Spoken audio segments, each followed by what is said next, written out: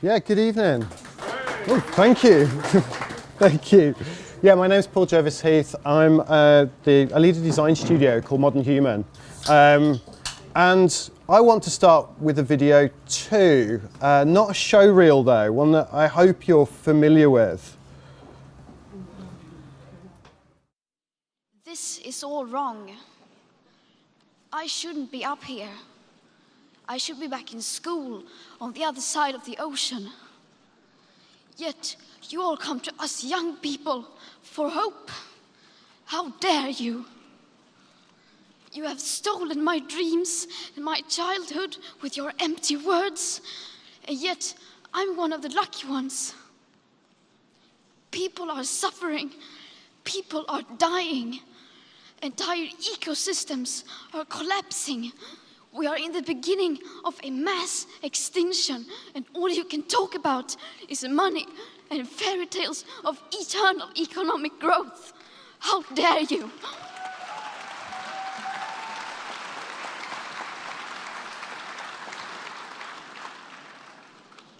For more than 30 years, the science has been crystal clear. How dare you continue to look away and come here saying that you're doing enough when the politics and solutions needed are still nowhere in sight? Wow, way to bring you down after pizza and beer, huh? I did feel that I'm eating pizza. But I think it's important. I think, in that righteous address to the United Nations, Greta Thunberg chided world leaders and everyone of our generation. She said, we're at the beginning of a mass extinction, and all you can talk about is money and fairy tales of eternal economic growth. How dare you? Activists like Extinction Rebellion are waging a kind of non-violent campaign of civil disobedience in order to persuade governments to act responsibly on climate change and ecological emergency. Extinction Rebellion have 3 very simple demands. Their first demand is tell the truth. They want governments to tell the truth by declaring a climate and ecological emergency, work with other institutions to communicate the urgency for change. Their second demand is act now. Governments have to act to halt biodiversity loss and reduce greenhouse gas emissions to net zero by 2025. Not 2050, not some vanishing point in the future, the next 5 years. Their third demand is beyond politics. What they're calling for is a citizens' assembly on climate and ecological justice. However, despite the clarity of the message, what it represents to so many is so discontinuous. It's so different to the way they think that message gets lost. Greta Thunberg talked about the fairy tale of eternal economic growth. You can see why people believe that fairy tale.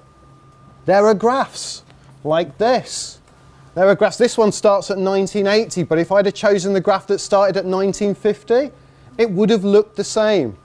There would have been a steady upward trajectory of GDP, which is how we measure the economy, from 1950 to about 2008, when some bankers kind of ruined the economy.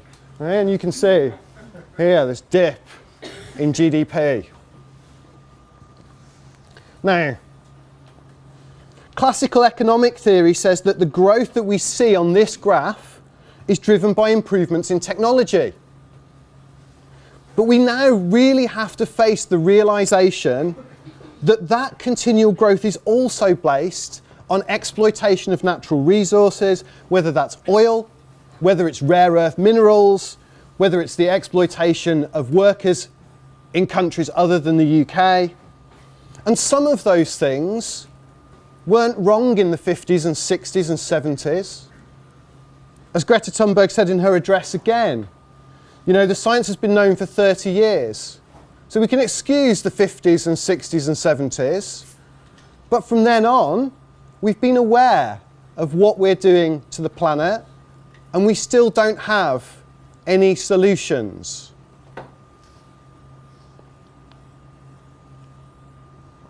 And part of that is because the economy, and therefore the businesses that operate within it, operate on short-term cycles. Any publicly traded company, and most large UK companies have a responsibility to increase shareholder value. That's the CEO's job. That's how the CEO of a company is measured. How much they can increase shareholder value. That isn't a long-term metric. That gets reported every year. In the US, it gets reported every quarter. And so, very short-term measurements of how companies are doing. And of course, these short-term cycles and the alignment of incentive structures in the commercial world help to perpetuate the climate crisis we find ourselves in, because they cascade through the whole organisation. The CEO's job is to maximise shareholder value. Then the C-suite, it passes down to there. From the CXO to a set of directors. From the set of directors to heads of. And all of these kind of incentive structures align to keep doing what they're doing, to maintain short-term growth. And even if you work for a startup where profit isn't the be-all and end-all, that's only a delayed situation. Ultimately, the game is the same. This is the late-stage capitalist system we find ourselves in today. You and I are anchored in that system. Our salaries depend on it.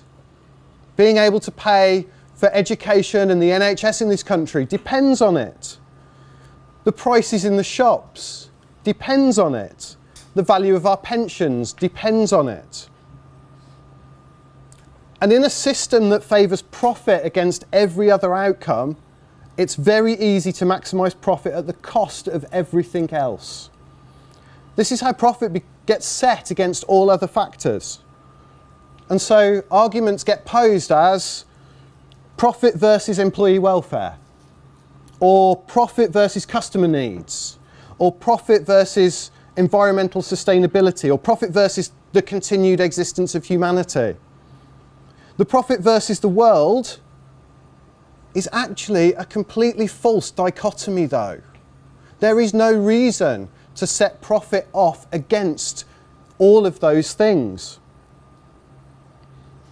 And so, for all I agree with support Fridays for the Future and Extinction Rebellion, and as much as I'd like to tear down the inequalities and iniquities of the late-stage capitalist system we find ourselves in, I don't believe that tearing down the system is the way we make progress, because there are too many people invested in the status quo. So we have to look for a third way. Rather than say profit or, we have to say profit and. Now, if only there was some field of expertise, some area of knowledge, some system of problem solving that could reconcile seemingly opposing forces and engineer positive outcomes for all sides. Holy fuck! Wait! What about design? Imagine if we use the tools of design, empathy, experimentation, thorough behavioural research, all the things that Offa talked about, all the things that Peter talked about, collaborative idea generation, early stage prototyping, to create solutions that are built around the real needs of humanity, that simplify complex problems and deliver solutions that are both future focused and cost conscious. Imagine we use design to ensure the continuation of humanity as a species, address the climate emergency, and return both profit and sustainable economic growth to the organisations we belong to. You, me, all of us, the design profession has a role in saving humanity and delivering it in an economically sustainable way. And that's the magic of design. It takes things that look like they oppose and it creates an and between things that used to be an or.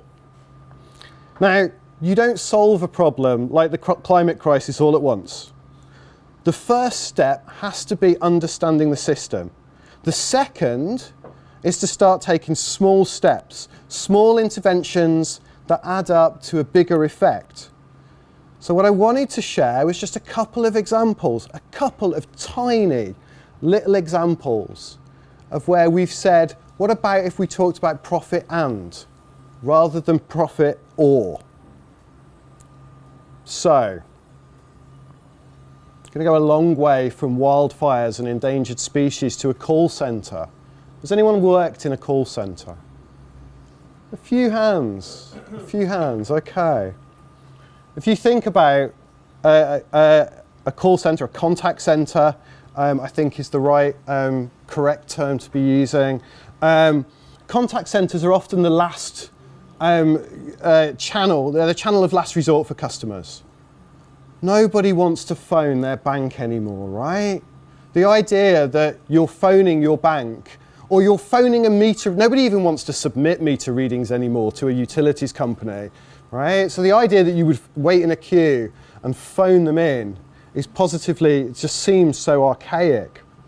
And so it's those kind of situations just lend themselves to self-service experiences. And you know what? That economically, that suits most companies too. You don't want to phone your bank. Let me tell you a not very well kept secret. Your bank don't want you to phone them. Right? If you think about it, if I create a self-service experience, then after the first self-service kind of transaction is the most expensive transaction in the world. But every subsequent transaction is free. The cost of self-service transactions is always diminishing. Whereas if you have to answer a phone, put the lights on in a call centre, the costs, at best, they're static. At worst, they're always increasing. Okay? However, we're caught in a bit of catch-22 because all of the things that can easily be made self-service in most areas of life are sort of already self-service. People like everyone in this room has done a great job at creating usable self-service experiences, and all of the easy ones have gone. Right? Everything that still has to be transformed is hard. They're the services that are complicated to service. They're the ones that are rare. They're the ones that have some kind of uniquely human skill involved in them that we can't teach robots yet. And so this means that the profile of calls for a contact centre is changing. Calls are getting more complicated because you don't phone your bank anymore to transfer 15 quid from this account to that account. You do it on your app. But despite the nature of the changing nature of customer calls, the metrics in many call centres are lagging behind. The kind of metric that is commonly measured is average handling time, or AHT, right? And that's the predominant measure of a contact centre's performance. And AHT is important in a contact centre because it's essentially a measure of the cost of a call. It tells you how much your contact centre costs to run. And as a business, it's important that you know how much your channels cost to run because you've got to pay for them over and over again. That makes sense. The problem is that AHT is easy to measure, it's valuable to a business, and it gets measured to the exclusion of everything else.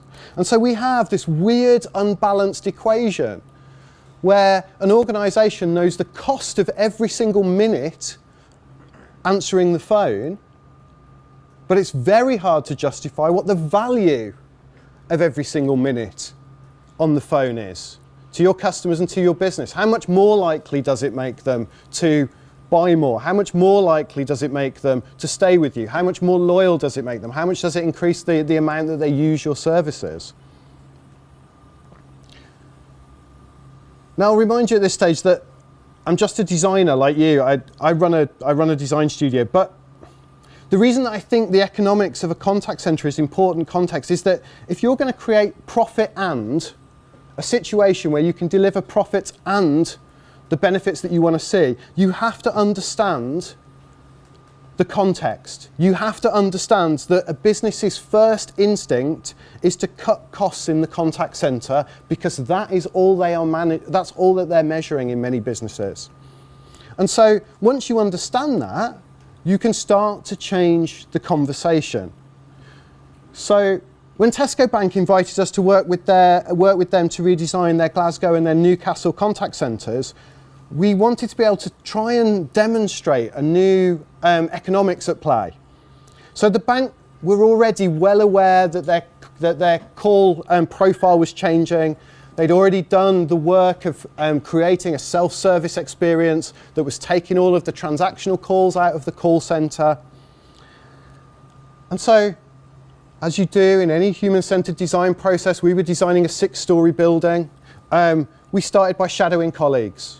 We went out and we spent time in the contact centre. We watched how they work. We got them to keep diary studies. We understood where work fitted into their lives. We undertook a kind of programme of ethnography to understand the staff of those contact centres, the colleagues in those contact centres. And they were well aware that the call profile was changing. Because whereas before, they'd take 2 or 3 transactional calls, and they were relatively easy calls. You know, you can imagine if a customer's just moving money from one account to another, you do loads of those a day, you actually get really good at doing it. It's really quick, your average handling time is low, you're just churning through those calls, and every now and again, you'll get a difficult one, you'll get a challenge, a complaint, or someone who can't afford their bill, or something like that. But people who'd been there a few years had started to notice this change in call profile. They were saying that actually now, every call is difficult. Every call is a challenge. And those of you who've worked in call centres, the 5 or 6 of you who've worked in call centres will know that far from being simple, colleagues in a contact centre are under massive cognitive load. We're all used to, inside big companies, like internal systems are usually pretty shit. And banking systems are not any different. One of the people we spoke to was old enough to remember this: teletext, or CFAX if you were posh. And I can tell how old you are is whether you know the difference between teletext and CFAX. So the point about this is that I've got some completely blank faces in this room. That's amazing. Ask your older friends. Ask your older friends. To do some tasks involve 12 different systems, multiple logons, some mastery of using systems like this to do banking stuff.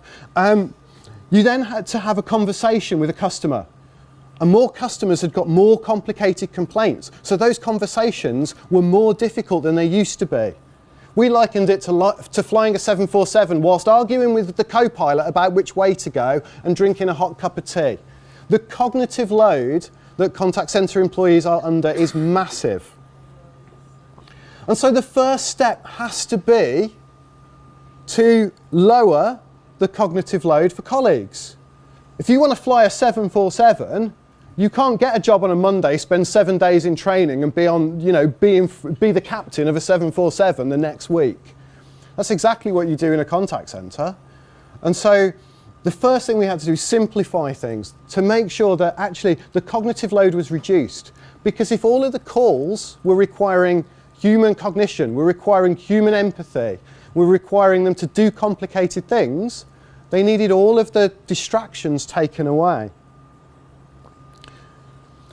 And simply just by simplifying the complaint system, we managed to reduce the time taken to handle a complaint by 63%, 2/3.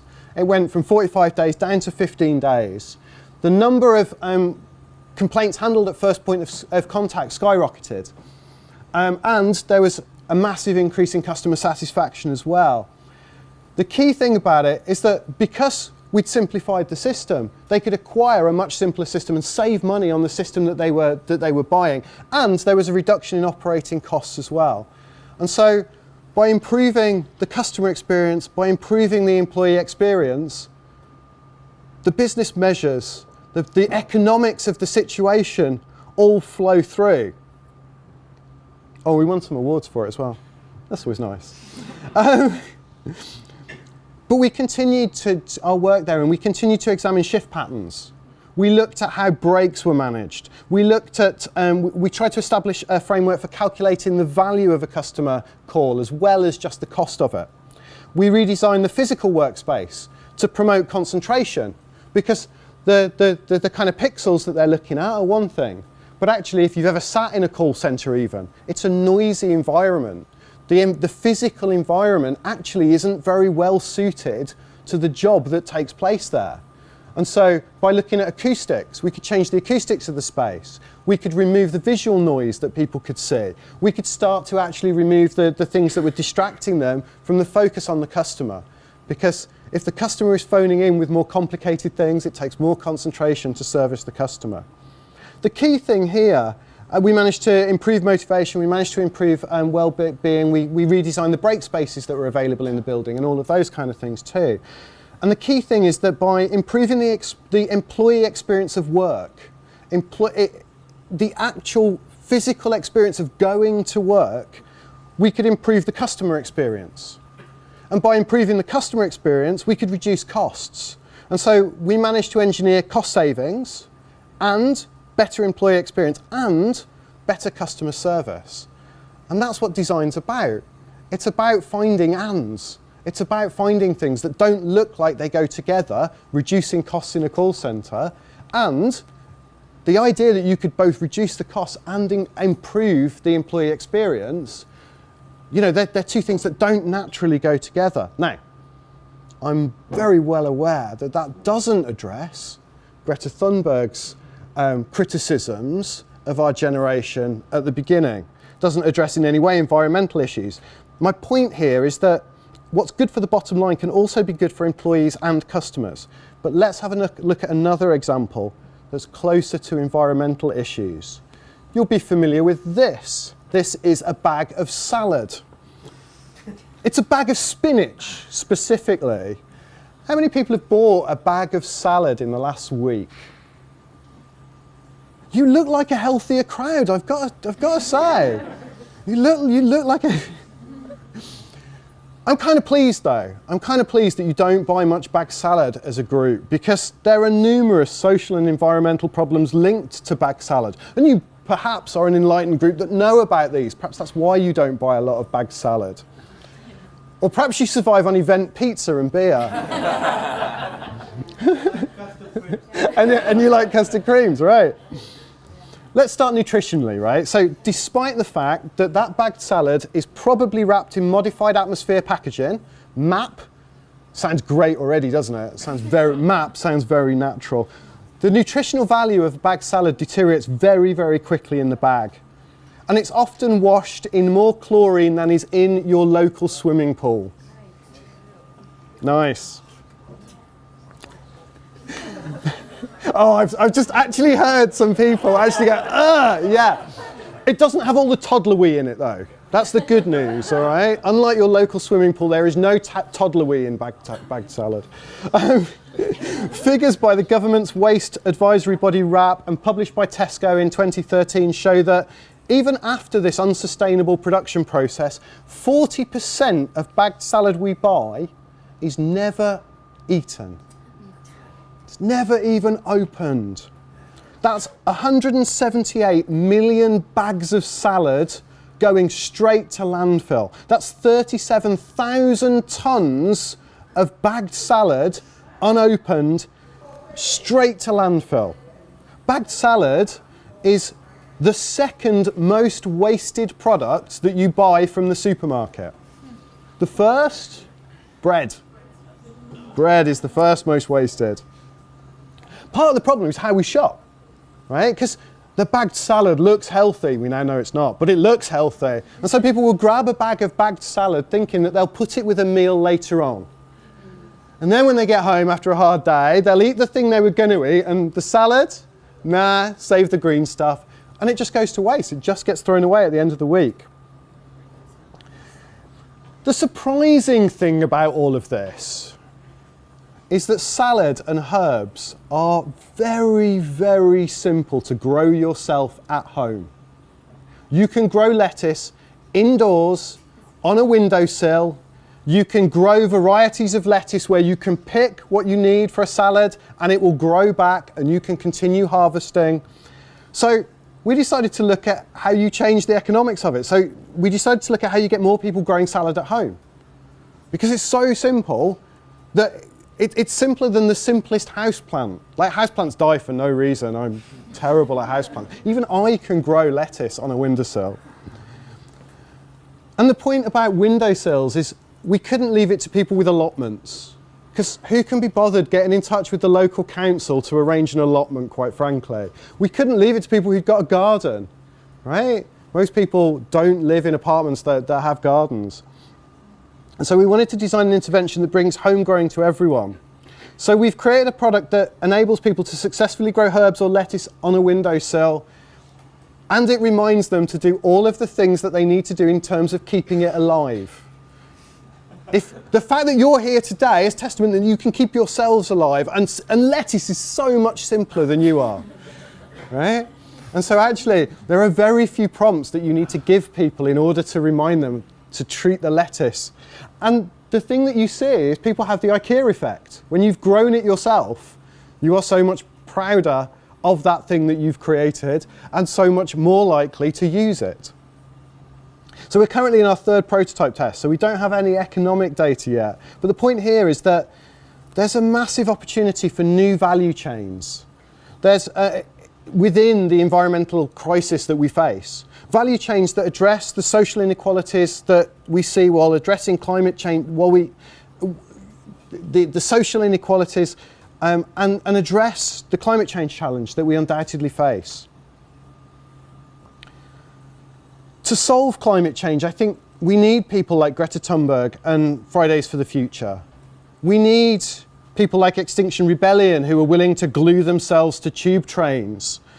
You know, those people will create a momentum for change. And if that new momentum coincides with economic prosperity, it creates demand. It creates demand for new types of products, new types of services, new value chains, new companies ultimately. And those new companies will be ones with beneficial rather than exploitative business practices. And those companies will win out and make money because of that. In the meantime, as designers, we've all got a choice to make.